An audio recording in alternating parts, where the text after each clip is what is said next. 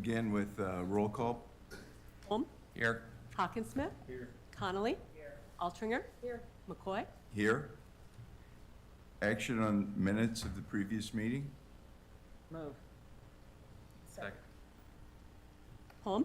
Yes. Hawkinsmith? Yes. Connolly? Yes. Altringer? Yes. McCoy? Yes. Any special claims?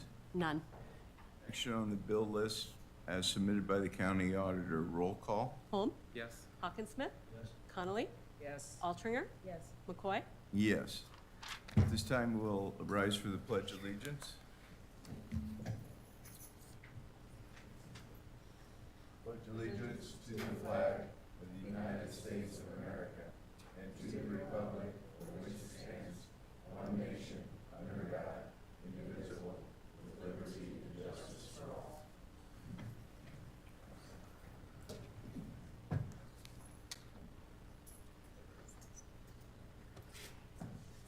First item, public hearing, Plans for construction of single-family homes? is proof of publication on file. Yes. Here to speak.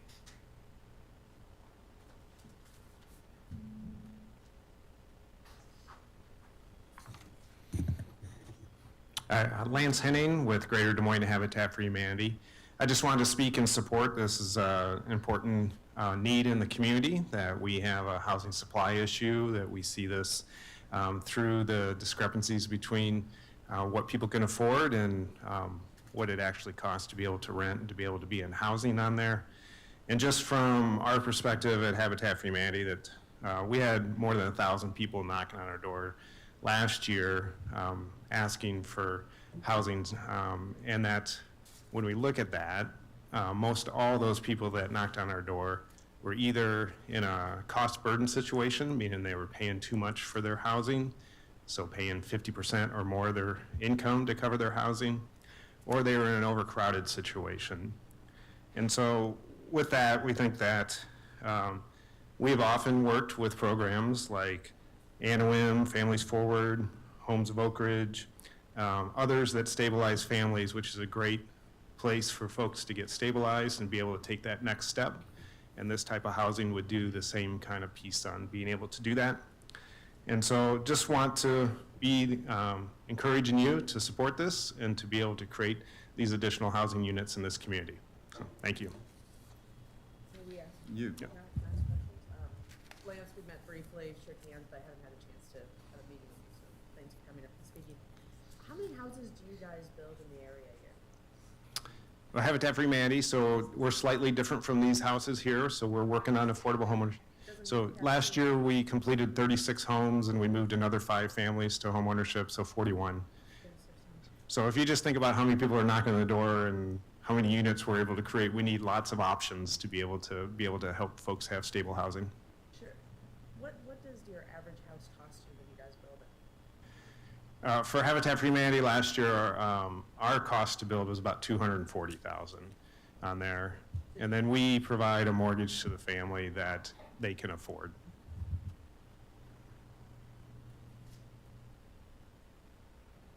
So even with all your volunteer and your donated materials and whatever else, it costs around $240,000 to build a house? Yeah, all the cost all in. So you think about land and a 3-bedroom, 2-bath house, so yeah. That's all I have right now. Thank you. All right, thank you.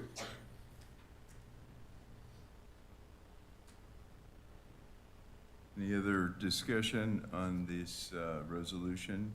But I have a question because this is a public hearing. I'm not accustomed to having public hearings that actually involve the resolution. So by approving and closing the public hearing, are we voting to approve the resolution? We'll do the resolution immediately after the close Okay. of public All right. hearing. Thank you. At this time, we take public comments if there are any, because that's why Right. we have. I just as it was reading, okay, I didn't see a standalone resolution, so thank you. And I appreciate that. Like Mark, we're used to having the public hearing and then the next item in the resolution. Any other discussion? Hearing no other discussion, entertain a motion to close the public hearing. So moved. Second. Roll call? We don't need a roll call. Oh, we don't, okay. So this would be the resolution then. Now we are on resolution, and We don't need to vote to close the public hearing? No, the chair closes the public hearing. Okay. New Okay. process form. Okay, so for the resolution, number 6, resolution approving plans, specifications, form of contract, and estimated cost for the construction of single-family homes under the Affordable Housing Project. I'll move it. Second. Holmes? So a question on this. So all of the items contained in what we discussed the other day is what we're voting on. So the fill-in, the purchase, I mean, can we discuss what we're approving here? Because the resolution, the items we're approving, whether or not, because I voiced some concern last time about some of the ERA2 money and all that. So let's discuss what we're doing here. So I read the report and all that. So this resolution would purchase both the vacant lots, and it would also approve to build on those lots $250,000 homes, 7 homes in total. Let me clarify, the lots are already purchased, we've already gone through the process starting about a year ago, so we already own the lots. This is just authorizing Public Works to issue an RFP to solicit bids to purchase, or to build the 7 homes. And this is, that's it from that, Correct. this is, None of the other projects that were discussed last week are included in this resolution. so it's 1.5 million-ish for the 7 homes. Yes, But we don't really know that the bids will come in at 250. no, we don't. We're getting that estimate from, Brett, is he there? From Public Works doing their, oh, Dave, can answer that. Dave Williamson from Public Works. So our estimates came from a architect that we hired to assist with the plan set and the specs, and then they created the estimate of cost. Have we ever looked at building our own homes, or general contracting our own, or buying the materials? Do we get any benefit as being a government entity doing it in a different way? If we had, I guess if we had more people, the capacity to do it. So I oversee the housing programs at Public Works and stuff. So if we had, more staff, yeah, we could look at, being the general contractor and doing that. There'd be a lot of logistics that, we'd need to do too if we were gonna buy and store materials, buy them in, mass quantity and stuff. So I know with this project, we were kind of we're on a timeline to have the money out the door by January of 2026. So that's why we're trying to get these 7 homes going, get those done, and then we're working on getting some other tax sale lots to do the balance of the 15 that would come before you. So the money actually just needs to be directed by September this year, right? It's not that it has to be. Has to be committed, and then I believe it needs to be out the door by January of we'll have to pay the builders on this part by January of 2026. We have 74, 75 single-family homes that we own right now. Yeah, General Services has those. Are those houses that we did this way by? No, those are totally different. That was through Polk County Behavioral Health Services that we More of a group home kind of thing. obtained. Yes, those are group homes. When was the last time we acquired houses like this, or built houses? Or is this new to us, to building a house? New construction, it's new. Primarily what we've done over the past are owner-occupied rehabilitation in targeted neighborhoods in the unincorporated part of the county. We also have our emergency repair program that's county-wide, but of this scale for new construction, this is the first time that we've done it. So my general concern on building 7 homes, eventually 15, is it's too narrow of a focus. I mean, we're helping 15 families where we could take that money, the total amount, and spread that out to help a larger group of people. So I'm really uncomfortable with this approach, and we'll likely be voting no on it. And that doesn't mean that I don't want to help people. Sure. It simply means I think this focus is way too narrow on a small group of people where we can be impacting a larger group of people. Okay.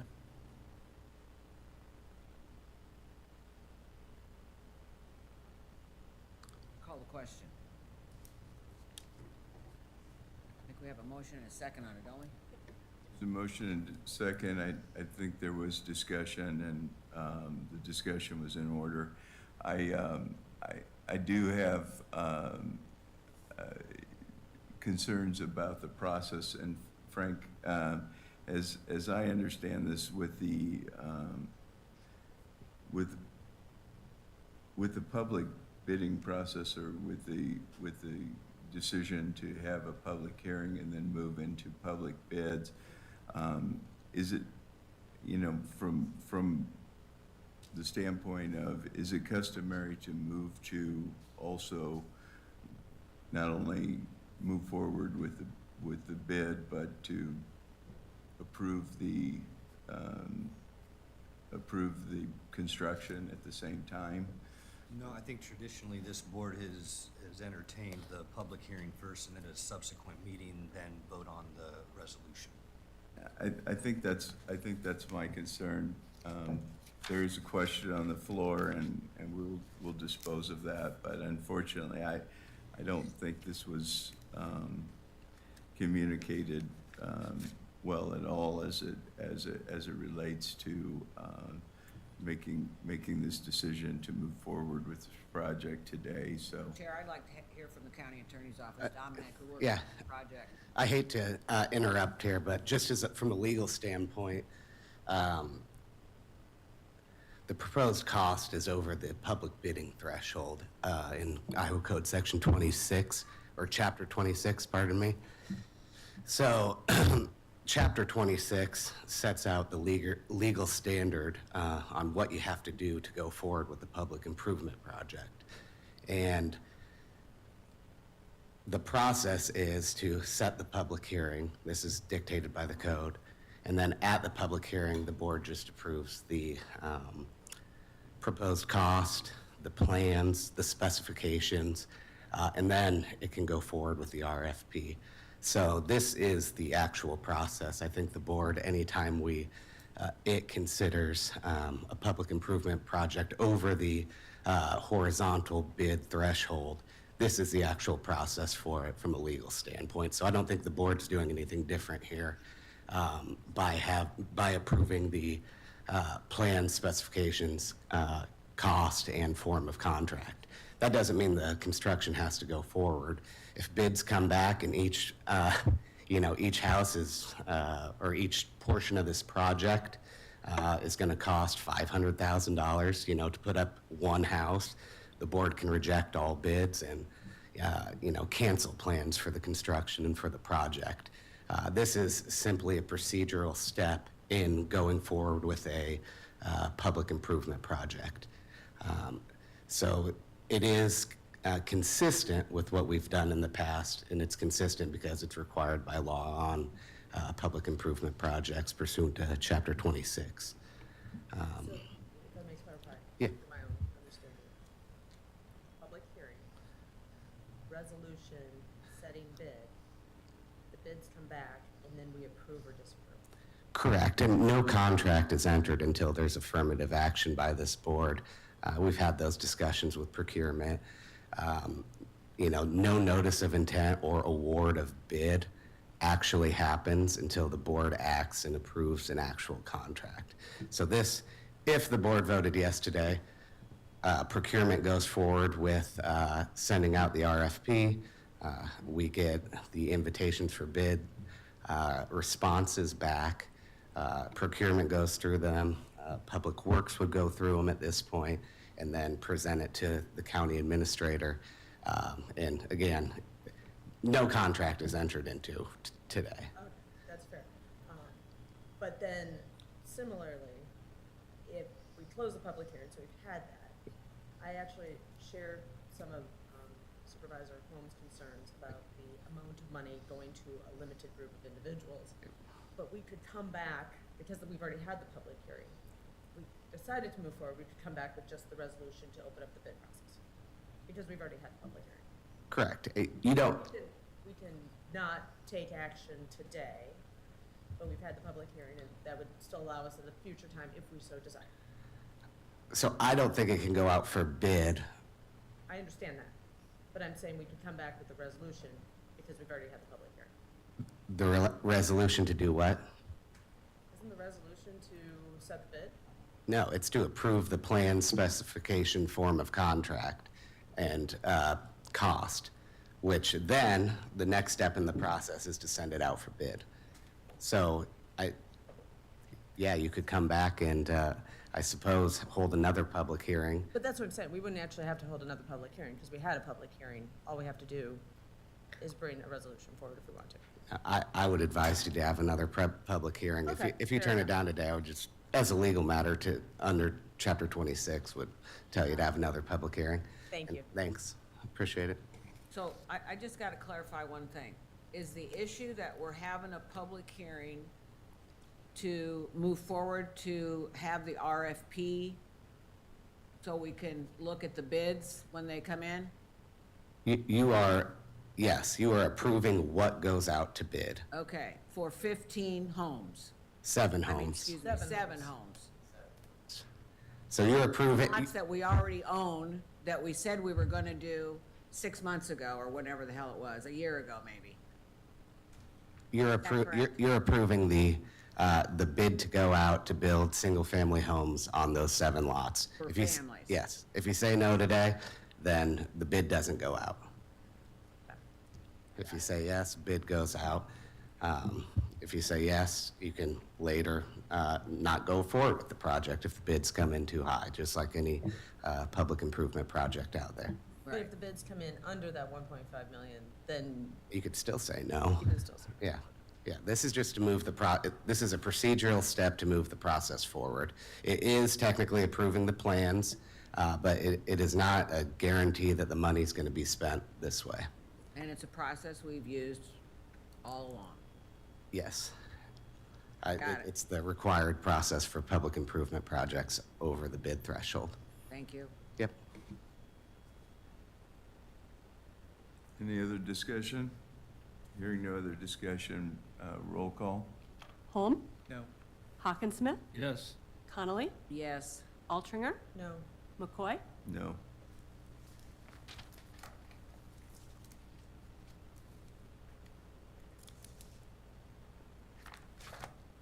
Ready to move on to the next public Yeah. hearing?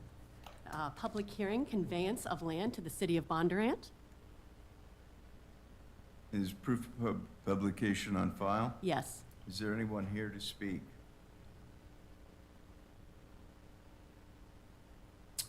Hearing none, I'll close the hearing and ask for a motion. Number 7, resolution approving transfer of ownership of land to the city of Bondurant for the development of the Chautauqua Valley Trail Realignment Project. So moved. Second. Yes. Roll call? Holm? Yes. Hawkinsmith? Connolly? Altringer? Yes. McCoy? Yes. Got a public hearing, proposed reallocation of bond proceeds? Is proof of publication on file? Yes. Is there anyone here to speak on this item? Hearing none, I close the hearing and ask for a motion. Number 8, resolution instituting proceedings to take additional action and approving the reallocation of certain unspent proceeds of the general obligation bonds, Series 2024B of Polk County, Iowa. So moved. Second. Roll call? Holm? Yes. Hawkinsmith? Yes. Connolly? Altringer? Yes. McCoy? Yes. This time, we would entertain any public comments from anyone that would like to speak on any topic to the board.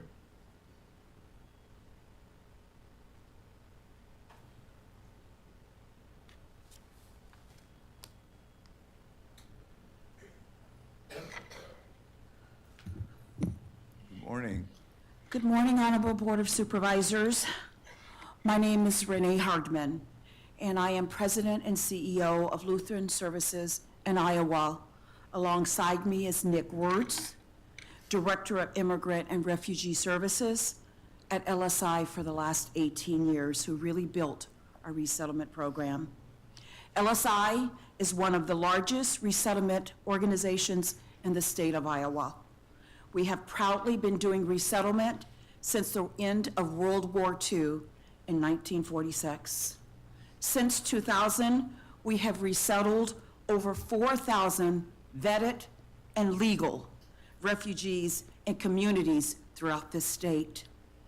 LSI has been a long-standing partner with Polk County, providing critical services to the citizens of Polk County, evidenced by the governor's press conference yesterday, acknowledging and lifting up the work that we have been doing over 160 years, making Iowa and Polk County a great place to live and to thrive and for folks to work, and particularly in resettlement for individuals to do jobs that many of us in this room would care not to do. I'm here to thank you in advance of your consideration of the resolution approving emergency one-time funding to support the continuation of services for legal vetted refugees transitioning to Polk County. I'd like to share with you that on January the 24th, LSI received a notice from the Department of State ordering all resettlement agencies to stop providing services to recently arrived refugee families, and that federal funds for these services would no longer be available after that date. I'll share it with you. As citizens of this great state, how many of you would like to receive legal status to go to another country, being promised 90 days of case management to help you thrive, and within 3 to 4 days, we can no longer do services? I ask each of you, and the humane hearts that I hope that you have, to understand what that means for human beings. I don't need to call them refugees. They're legal and they're vetted. They're human beings and deserve what the government has asked us to do. I'll let Nick just go over quickly what those services are. Good morning. Yeah, within someone's first 90 days, LSI and our resettlement peers provide housing. We use resettlement support to help pay for security deposits, first month's rent until families are in employment and can pay their own way. We help children get enrolled in school, get families to their first health care appointments, and then work on employment with adults. There's a lot more that goes into a full 90 days, but helping someone settle in the community includes using DART, learning how to navigate the community. And so these are the critical services that with that federal stop work order really put us and all of our peer organizations and the families we're serving at risk. And so we appreciate the board considering a resolution to help us fulfill our commitment to these families. And how many? For LSI, we have 128 individuals that were impacted by the stop work order. Here in Polk County, and the majority of them arrived just in the month of January. Thank you, Nick. So again, I rise just to say thank you for just your consideration of much needed support for us to do the humane thing and the right thing. And I'll close with a quote that says, "What you do makes a difference. You have to decide what kind of difference you'd like to make." Thank you. Thanks, Renee and Nick.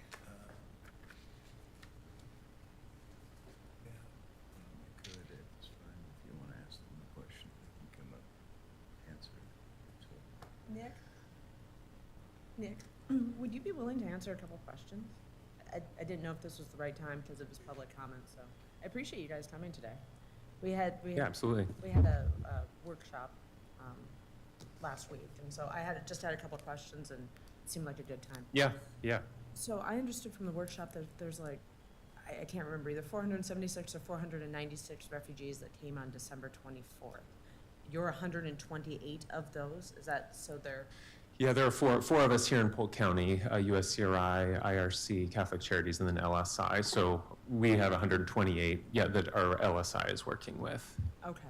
And they came on December 24th, and on January 24th, you got the notice from the federal government, right? And so Correct. that funding ended on the 24th, or it ends in 3 or 4 days, as was referenced? I'm confused. It ended, so the 24th, the stop work order took effect on the 24th. So essentially after that date, we can no longer get reimbursed for any staffing expenses. We can no longer use any, we no longer have access to the federal funds that normally would help us to pay rent, utilities, things like that, for families that came prior to the 24th, but we're still working with in that 90-day period. Okay, and then I think you just answered my last question in that, but I want to make sure I understood correctly.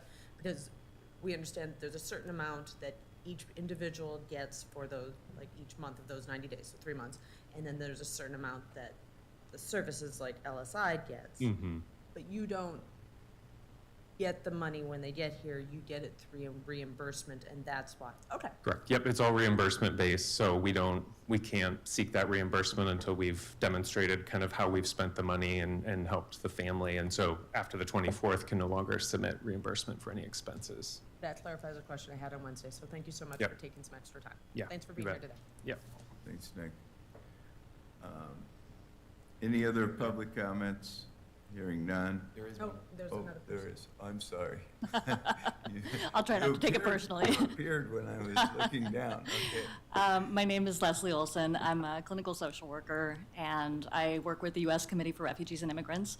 I helped run the Refugee Wellness Program over there, which is extended case management for some of the folks who come as refugees with health and mental health barriers to self-sufficiency. So like Nick, our services are resettlement and then extended case management. Our goal for all of our families who are coming in is self-sufficiency. And one of the most amazing things is that even given the limited resources that we've been facing over our time, we have seen incredible self-sufficiency. Our numbers are really, really high, which means that within that 90-day period, I can't quote you the number exactly, but the vast majority of our families are self-sufficient. They're standing on their own 2 feet within 90 days, which is amazing to me. The reason that I came up here is actually because I wanted to just speak quickly to what happened after that stop work order. And I think that it speaks not only to the importance of the work that we do, but also the people that we're supporting to integrate into our community. Because of the stop work order,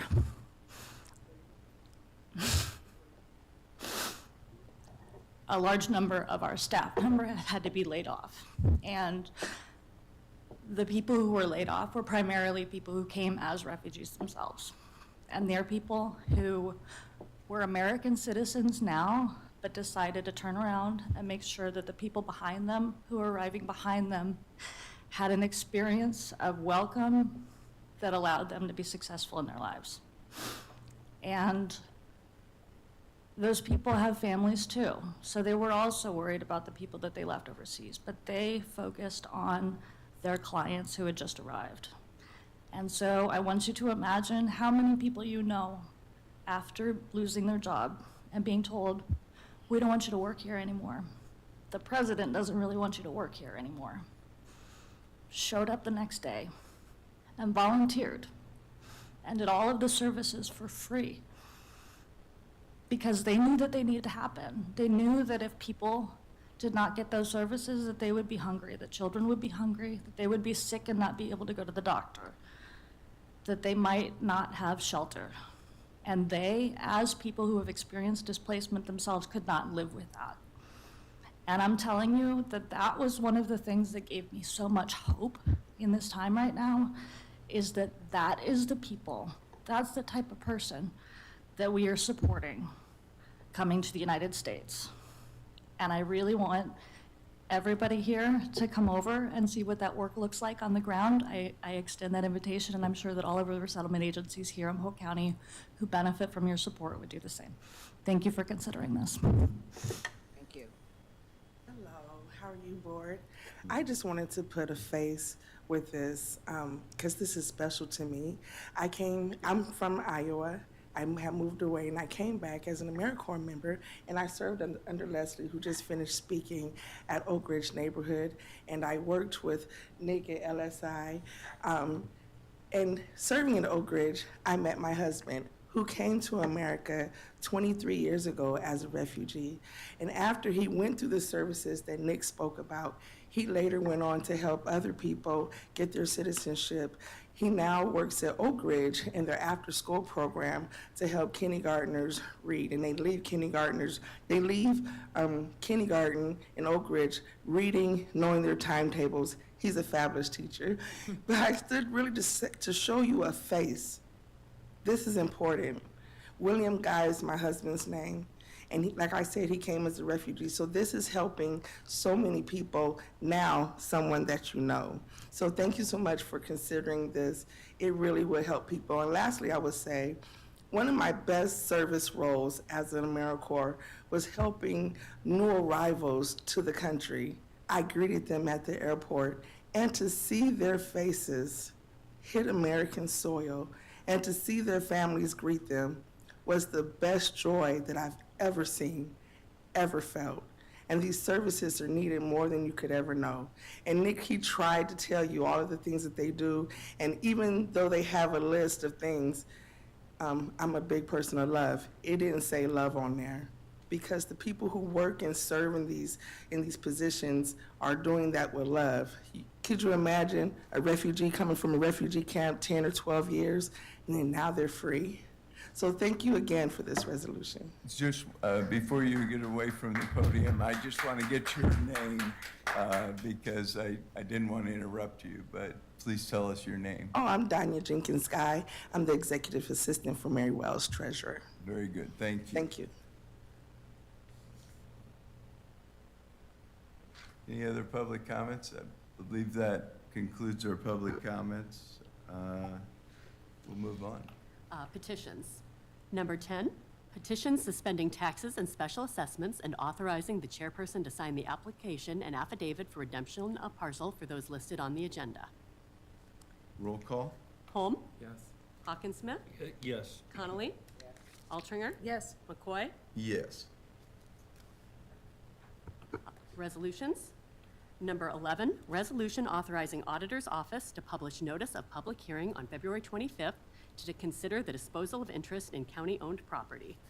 Number 12, resolution approving the final plat of Brookfield Estates Northwest Plat 2.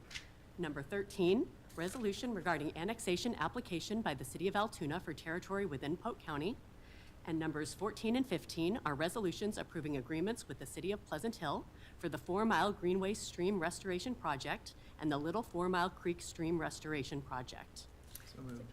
Can we pull 13 out of that? Quick discussion, or do we discuss it now? You can discuss it Doesn't now. Okay. Yes. The resolution regarding the annexation for Altoona, I know that there was some discussion about this land being in this transportation corridor.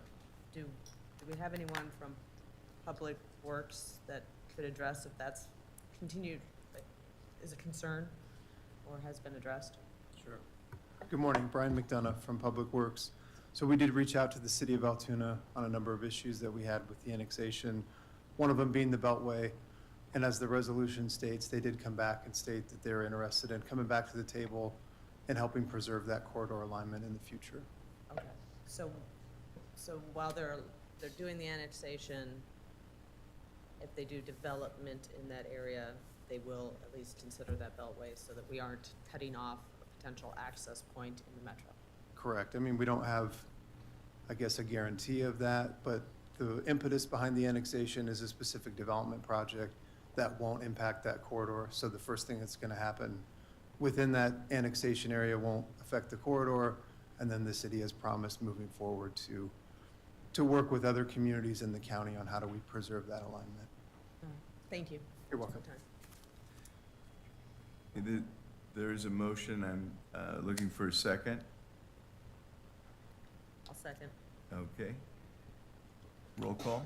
Holm? Yes. Hawkinsmith? Yes. Connolly? Yes. Altringer? Yes. McCoy? Yes. Number 16, resolution approving City of Des Moines, use of county-owned parking lot during Mega Scrub Day on May 17th, 2025. Move. Second.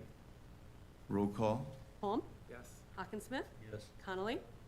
Altringer? McCoy? Yes. Number 17, resolution approving independent contractor agreement with All Clear. Numbers 18 and 19 are resolutions approving agreements with Fab Rehab to address lead hazard repairs at 2702 Woodland Avenue and 719 Southeast 28th Court. And numbers 20 and 21 are resolutions approving agreements with Feck Steve Limited to address lead hazard repairs at 1821 York Street and 213 8th Street. Moved. Second. Roll call? Holm? Yes. Smith? Yes. Connolly? Yes. Altringer? Yes. McCoy? Yes. Numbers 22 and 23 are resolutions approving recommendations of the Polk County Assessor for allowance and disallowances of the homestead tax credit. And number 24, resolution approving recommendation of the Polk County Assessor for disallowances of the homestead tax exemption.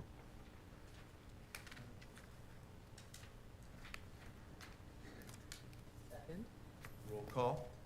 Holm? Yes. Hawkinsmith? Yes. Connolly? Yes. Altringer? Yes. McCoy? Yes.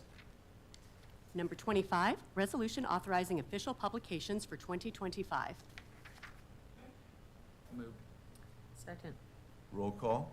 Holm? Yes. Hawkinsmith? Yes. Connolly? Yes. Altringer? Yes. McCoy? Yes.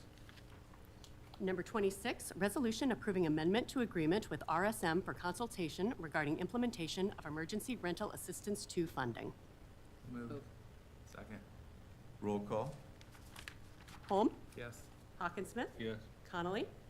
Altringer? Yes. McCoy? Yes. Number 27, resolution approving 28E agreement with the City of Des Moines, City of West Des Moines, and Home Inc., and funding to support the creation of a community land trust. I'll move it. Second. Roll call? Holm? Yes. Hawkinsmith? Yes. Connolly? Yes. Altringer? Yes. McCoy? Yes. Numbers 28 and 29 are resolutions approving community development grants for Ellipsis, Inc. and Dental Connections, Inc. And number 30, resolution approving community sponsorship awards. Moved.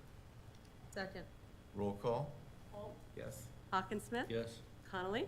Yep. Altringer? Yes. McCoy? Yes.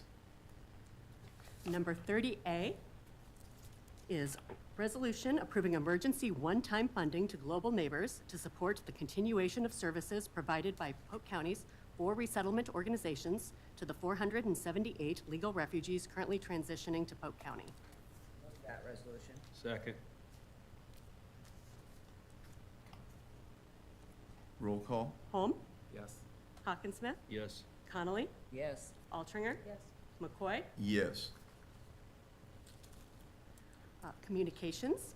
Number 31, manure management plan update from Lupe Moreno, Gall LLC. Number 32, notice that the Polk County Board of Supervisors will convene as a canvassing board on Tuesday, March 11th for the first tier canvass of votes cast for the Dallas Center Grimes Community School District, North Polk Community School District, and the Saydell Community School District special election held on March 4th. Number 33, notice that the Polk County Board of Supervisors will convene as a canvassing board on Tuesday, March 18th for the second tier canvass of votes cast for the Dallas Center Grimes Community School District special election held on March 4th. And number 34, notice of Iowa Department of Transportation proposal for project consisting of pavement repairs to I-35 from the Iowa 5 interchange to County Road C-47. Receive and file? Number 35, notice of appraisement of damages and time for appeal in the matter of the condemnation of certain rights and land for the East Army Post Road and Southeast 36th Street Roundabout project. And number 36, notice of appraisement of damages and time for appeal in the matter of the condemnation of certain rights and land for the Southeast 8th Street and East Market Street Pump Station and Force Main project. Refer to the treasurer and county attorney? Number 37, City of Ankeny, notice of consultation concerning the proposed amendment number 1 to the amended and restated Northeast Ankeny Urban Renewal Plan. Number 38, City of Ankeny, notice of consultation considering the proposed amendment number 14 to the 1989 Ankeny Economic Development Urban Renewal Plan. And number 39, City of West Des Moines, notice of consultation concerning the proposed amendment number 7 to the historic West Des Moines Urban Renewal Plan. Refer to Public Works and county attorney?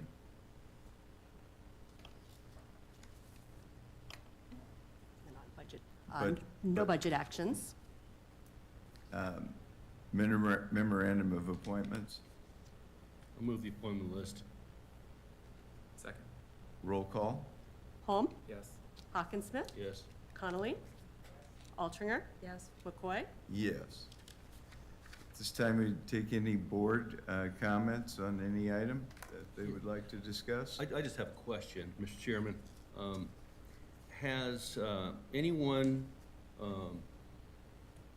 in leadership given direction to HR to draft an RFP for a search committee to search for a new county administrator? The last I knew, we're going to do a national search for a new county administrator. And so far to this day, no one has directed HR to start drafting that document. Is that going to happen? That will happen. This time it's not happening because we're not ready at this point to do that. We're not ready in what manner? Well, there's still unresolved issues that need to be addressed before we can move forward with a new search.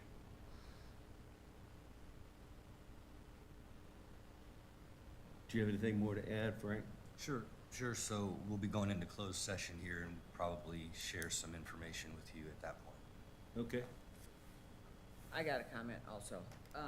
I want to apologize to the staff that have been working for probably a year now on all of the ER2 funding that we've had.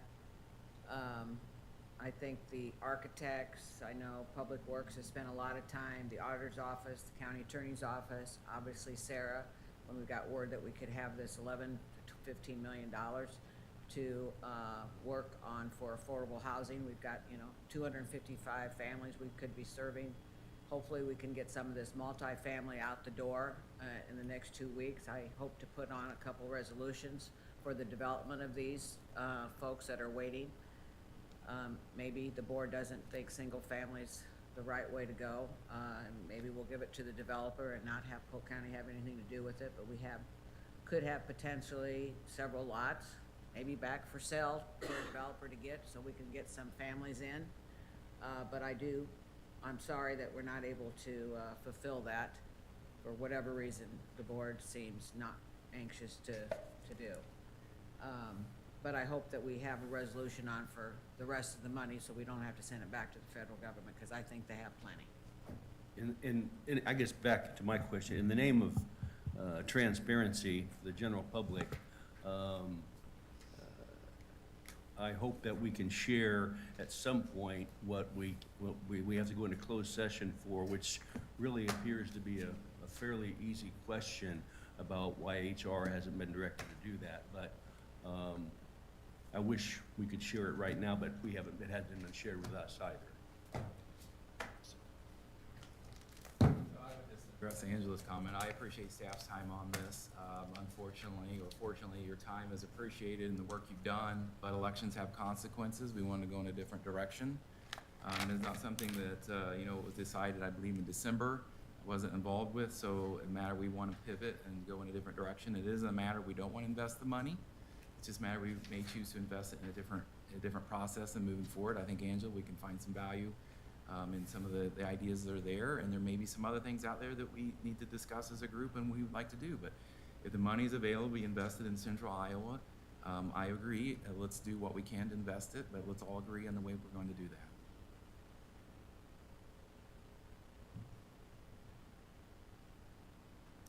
Okay. At this time, I believe we will be moving into a closed session. You'll need to take a vote on that. Yes, we'll needing to take a vote on that, so. Number 43, closed session to discuss strategy with counsel in matters that are presently in litigation or where litigation is imminent, where its disclosure would likely to prejudice or disadvantage the position of the governmental body in that litigation pursuant to Iowa Code Section